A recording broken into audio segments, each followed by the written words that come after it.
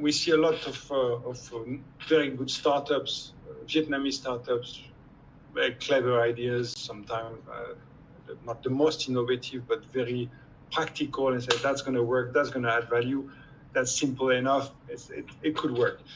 But then if the founders and the leaders of the companies can't speak English, for example, that's becoming quite hard. It's a quite simple fact, but we have a lot of very fantastic entrepreneurs that are stuck with language barrier and being a bit shy about their English and not being comfortable in reaching out to other markets.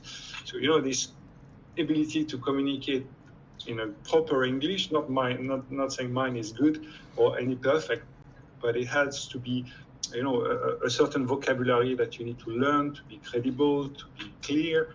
And I would say for Vietnam and Vietnamese entrepreneur, this is not a detail.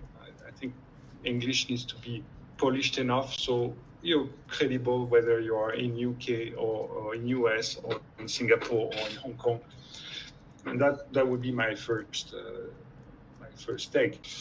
Then it's business models. It goes into looking at business models. Again, I've a business that works in Vietnam. I've seen retail business, very good retail ideas, semi-e-commerce, omni-channel type of thing, very well suited to Vietnam, but could not work one single day in a market like Philippines, because retail market is very different there.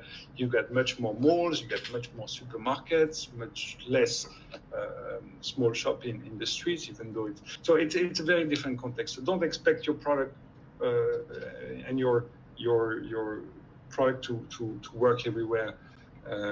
You think you need to check the facts and figures before you push it out.